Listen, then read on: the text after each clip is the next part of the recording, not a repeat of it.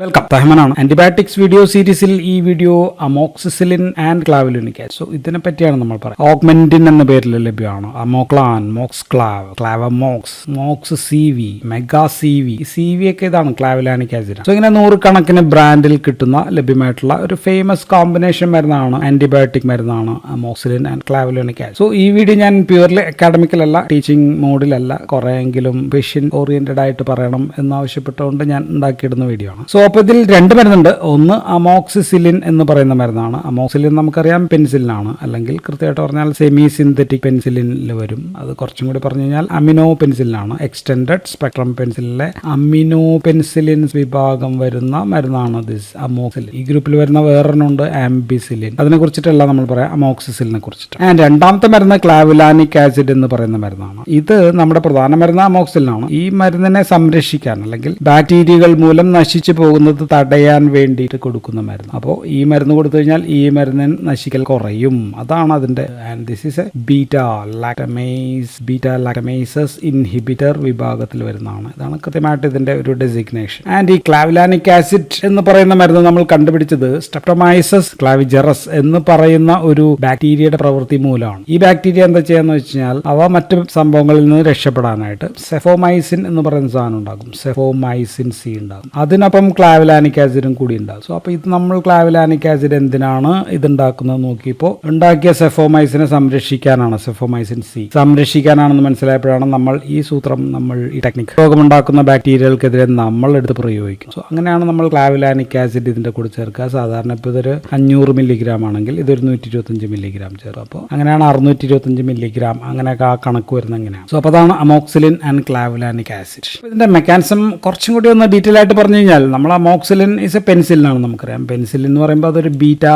Lactam antibiotic ആണ്. സെഫലോസ്പോറിനൊക്കെ beta lactam ആണ്. So അപ്പോൾ നമ്മൾ ഈ മരുന്ന് കൊടുക്കുന്നത് ചില ബാക്ടീരിയകളെ കൊല്ലാനാണ്. ഗ്രാം പോസിറ്റീവ് ആകാം, ഗ്രാം നെഗറ്റീവ് ആകാം. ഗ്രാം നെഗറ്റീവ് അത് എഴുതാം, ഗ്രാം പോസിറ്റീവ് എഴുതാം. സോ ഇവ ഒരു ബീറ്റാ ലാക്ടമേസ് എന്ന് പറയുന്ന ഒരു സംഭവം ഉണ്ടാകും. ആൻഡ് ഈ ബീറ്റാ ലാക്ടം നമ്മുടെ മരുന്ന് ബീറ്റാ ലാക്ടം ആണ്, അതിനങ്ങ് നശിപ്പിക്കുക. സോ ഇത് തടയാനായിട്ടാണ് നമ്മൾ ക്ലാവലാനിക് ആസിഡ് എന്ന് പറയുന്ന സാധനം കൊടുക്കുക. ക്ലാവലാനിക് ആസിഡ് ചേർത്ത് കൊടുത്തു കഴിഞ്ഞാൽ ബാക്ടീരിയകൾ അമോക്സിസിലിനെ വിട്ടിട്ട് ഇതിനെ നശിപ്പിക്കുക, ക്ലാവലാനിക് ആസിഡിനെ നശിപ്പിക്കും. സോ അപ്പോൾ ഇതൊരു ചാവേർ മരുന്നായിട്ട് നമുക്ക് പറയാം. സോ ഈ സമയം നമ്മുടെ അമോക്സിലിന് എന്ത് ചെയ്യാൻ പറ്റും? ഈ സമയം നമ്മുടെ അമോക്സിലിന് പോയി മറ്റേ അവരുടെ മെക്കാനിസം ആക്ഷൻ ട്രാൻസ്പെപ്റ്റിഡേസ് ഇൻഹിബിറ്റർ എന്നൊക്കെ പറഞ്ഞ ആക്ഷൻ വഴി മറ്റേതിനെ പോയി കൊല്ലും. സോ അമോക്സിസിലിനെ ബാക്ടീരിയകളുടെ ആക്രമണത്തിൽ നിന്ന് രക്ഷപ്പെടുത്തുന്ന മരുന്നാണ് ക്ലാവലാനിക് ആസിഡ് എന്ന് പറയുന്നത്. സോ ക്ലാവലാനിക് ആസിഡ് ഒറ്റയ്ക്കല്ല, ഇതേപോലുള്ള വേറെ മരുന്നുകൾ നമ്മൾ വേറെ എവിടെയെങ്കിലൊക്കെ കേട്ടേക്കാം. സൾബാക്ടം എന്ന് കേട്ടേക്കാം, ടാസോബാക്ടം, അവിബാക്ടം. സോ ഇതിനെക്കുറിച്ച് ഞാൻ സെപ്പറേറ്റ് വേറെ വീഡിയോ ചെയ്തിട്ടുണ്ട്. ഇനി അമോക്സിസിലിൻ എന്ന മരുന്നിനെ ഈ ആംബിസിലിനൊക്കെ അപേക്ഷിച്ച് ഒരുപാട് ഗുണങ്ങളുണ്ട്. വളരെയധികം ഗുണങ്ങളുള്ളതുകൊണ്ടാണ് ഇത് വൈഡ് ആയിട്ട് ഉപയോഗിക്കുക. ഒന്ന്,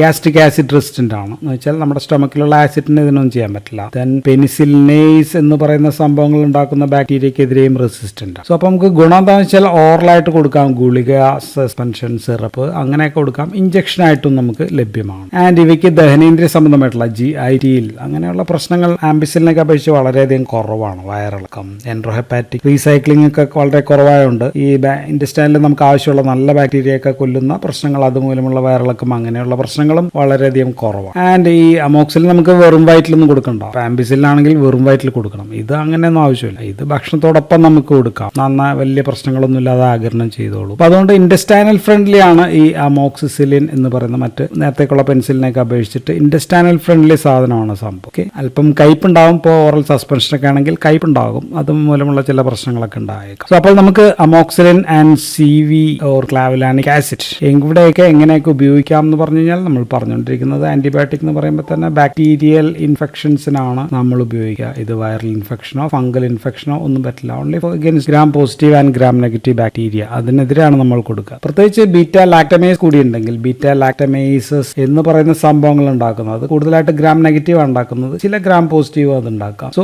ഇത് കൂടി ഉണ്ടെന്ന് നമ്മൾ സസ്പെക്ട് ചെയ്യുകയാണെങ്കിലാണ് നമുക്ക് അമോക്സിലിൻ ക്ലാവലാനിക് ആസിഡ് രണ്ടും കൂടി ചേർത്താൻ കൊടുത്തു കഴിഞ്ഞാൽ നമുക്ക് നല്ല ഗുണം കിട്ടും. സോ അപ്പോൾ ഏറ്റവും ഫേമസ് ആയിട്ടുള്ളത് നമുക്ക് അമോക്സിലിൻ അറിയാം. അമോക്സിലിൻ ഏറ്റവും കൂടുതൽ ആക്ഷൻ ഉള്ളത് സ്ട്രെപ്റ്റോകോക്കസ് ന്യൂമോണിയക്കെതിരെയാണ്. സ്ട്രെപ്റ്റോകോക്കസ് ന്യൂമോണിയ ഉണ്ടാക്കാം. അല്ലാതെയും വേറെ ഒരുപാട് പ്രശ്നങ്ങൾ ഉണ്ടാക്കാം.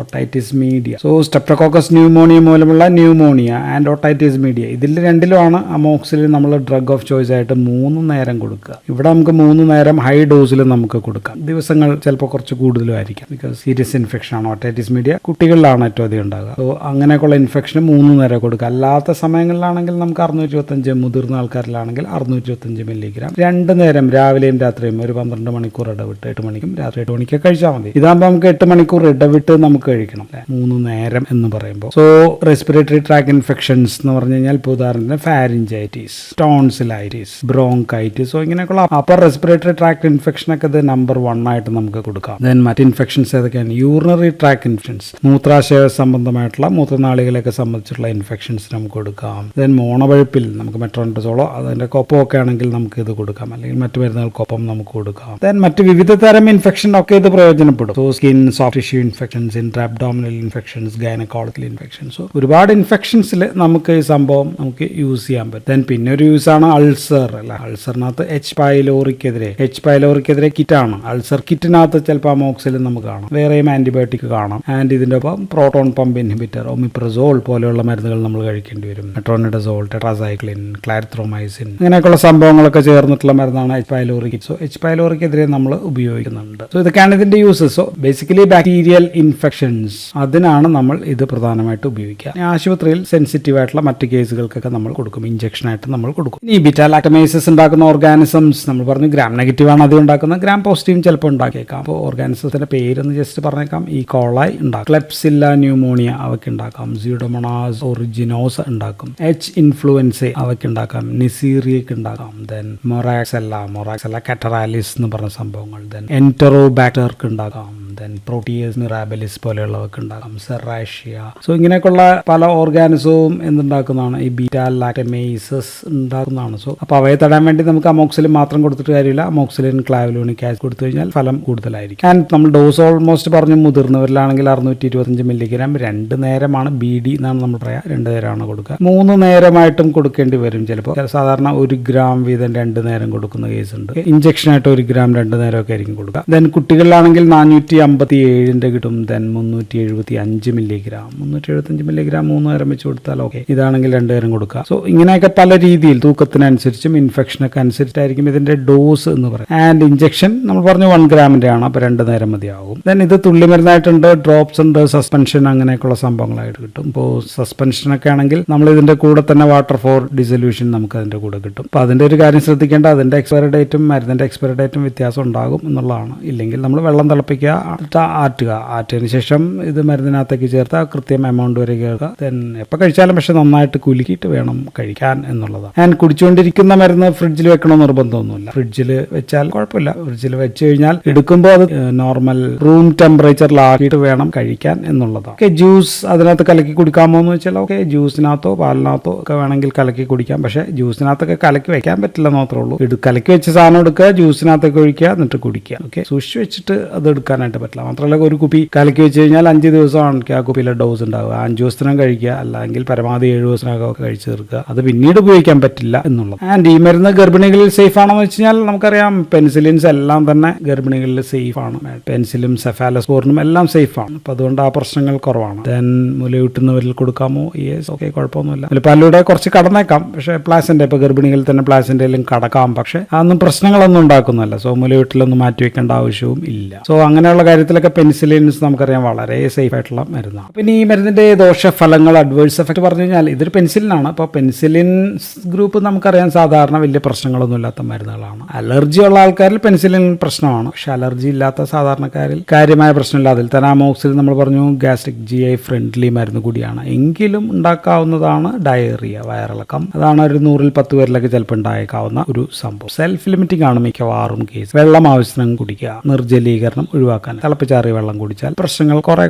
വയറിളക്കം രൂക്ഷമാണെങ്കിൽ വാട്ടറി വെള്ളം പോലെയൊക്കെ പോകുന്ന കേസാണെങ്കിൽ മരുന്ന് നിർത്തേണ്ടി വരും. അത് നമ്മൾ മരുന്ന് നിർത്തി ഡോക്ടറെ പോയി. രണ്ടാമത്തെ പ്രശ്നം നൗസിയാണ്. നൗസിയ എന്ന് വെച്ചാൽ ഓക്കാനമാണ്, ഛർദിലല്ല. ഓക്കാനം അപൂർവമായിട്ട് ഉണ്ടാകാം, അപൂർവമായിട്ട് വേണമെങ്കിൽ ഛർദിലും ഉണ്ടാകാം. സോ ഛർദിലും വന്നു കഴിഞ്ഞാൽ വെള്ളം കുടിക്കുക എന്നുള്ളതാണ്, നിർജ്ജലീകരണം തടയും. ആൻഡ് ഇത് കൂടുതലുള്ളത് ഓറൽ സസ്പെൻഷൻസിനാണ്. സസ്പെൻഷൻസിന്റെ കയ്പാണെങ്കിലും പ്രശ്നം ഈ ഛർദിൽ ഓക്കാനമൊക്കെ ഉണ്ടാക്കി. ആൻഡ് ഗുളികൾക്ക് ഇത് കുറവാണ്, ഇഞ്ചക്ഷൻ എടുത്തു കഴിഞ്ഞാലും ഉണ്ടാവാനുള്ള ചാൻസ് ചാൻസ് ഒക്കെ കുറവാണ്. ദെൻ മൂന്നാമത്തെ ഒരു പ്രശ്നം റാഷസ് ആണ്. റാഷസ് ആൻഡ് ഇച്ചിങ്, ചർമ്മത്തിലേക്കുള്ള തടിപ്പുകളാണ്. ചെറിയ രീതിയിലൊക്കെ സാധാരണ രീതിയിൽ വന്നു പോകാറുണ്ട്. സീരിയസ് ആണെങ്കിൽ മുഖത്തും മറ്റും വരും. അങ്ങനെയൊക്കെ ഉള്ളത് ആൻജിയോഡീമ അങ്ങനെയൊക്കെയുള്ള പ്രശ്നങ്ങളാണ് സീരിയസ് അലർജിക് റിയാക്ഷൻസ്. സോ എങ്കിലും പെൻസിലിൻ അലർജി ഉണ്ട്, അല്ലെങ്കിൽ സെഫാലോസ്പോറിനോ അല്ലെങ്കിൽ മറ്റു മരുന്നുകളോടൊക്കെ അലർജി ഉള്ള ആൾക്കാർ ഇത് സൂക്ഷിച്ചൊന്ന് കഴിയുക. അലർജി ഉണ്ടാവുമോ ഇല്ല നോക്കുക.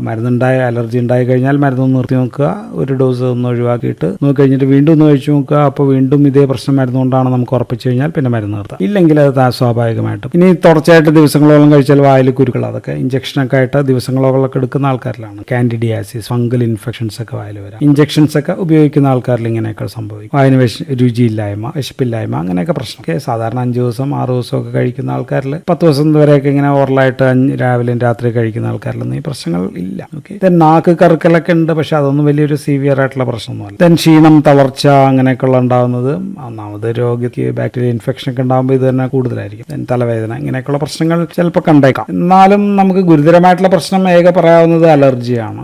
അതിനാണ് നമ്മൾ പെൻസിലിൻ അലർജി എന്നാണ് പറയാം. സോ അത് സീരിയസ് ആയിട്ടുള്ള പ്രശ്നമാണ്. ആൻഡ് മരുന്ന് കുറയ്ക്കേണ്ട ആൾക്കാരെന്ന് വെച്ചാൽ ഗുരുതര വൃക്കരോഗികൾ. സോ കിഡ്നി പേഷ്യൻസ് ഉണ്ടെങ്കിൽ, വൃക്കരോഗികൾ ഉണ്ടെങ്കിൽ അവരിൽ ചിലപ്പോൾ ആ മരുന്നിന്റെ വൃക്കരോഗത്തിന്റെ അളവ് അനുസരിച്ചിട്ട് നമ്മൾ മരുന്ന് ആനുപാതികമായിട്ട് കുറയ്ക്കേണ്ടി വരും. ഇഞ്ചക്ഷൻ ഒക്കെ ആണെങ്കിൽ ആശുപത്രിയിൽ ഡോക്ടർമാരൊക്കെ നോക്കിയിട്ടായിരിക്കും കൊടുക്കുക. സോ ഇവരിലാണ് ഒരു മരുന്ന് കുറയ്ക്കേണ്ട ആൾക്കാർ എന്ന് പറയും. ഒട്ടും കൊടുക്കാൻ പാടില്ലാത്തവർ നമ്മൾ പറഞ്ഞു ഈ അലർജി പെൻസിലിനോ അങ്ങനെയൊക്കെയുള്ള അലർജി നേരത്തെ ഉള്ള ആൾക്കാരിൽ ഒട്ടും കൊടുക്കാൻ പാടില്ല. കുത്തിവയ്പ്പിനാണെങ്കിൽ ടെസ്റ്റ് ഡോസ് കൊടുത്തിട്ടായിരിക്കും ഇത് കൊടുക്കുക. സോ സാധാരണ 5 ദിവസമൊക്കെ ആയിരിക്കും കഴിക്കുക. 5 days ഒക്കെ കഴിക്കുമ്പോഴത്തേക്കും കയറുമ്പോൾ. എങ്കിലും 10 ദിവസമാണ് സാധാരണ അമോക്സിലിൻ ഇതിന്റെയൊക്കെ ഡോസ് പറയുക സാധാരണ. So depends on organism and ഇൻഫെക്ഷന്റെ സീരിയസ്നെസ് അനുസരിച്ചിരിക്കും. സോ ഇത്രയും കാര്യങ്ങളാണ് നമുക്ക് അമോക്സിലിൻ ക്ലാവിലാനിക് ആസിഡിനെ കുറിച്ച് പറയാനുള്ളത്. ഇനി പ്രൊഫഷണൽ മോഡിൽ കേൾക്കണമെന്നുണ്ടെങ്കിൽ ഞാൻ ഇതിന്റെ വീഡിയോ ചെയ്തിട്ടുണ്ട്, നേരത്തെ വീഡിയോസ് കിടപ്പുണ്ട്. Okay. So that's all about amoxicillin and clavulanic acid. Thank you for watching.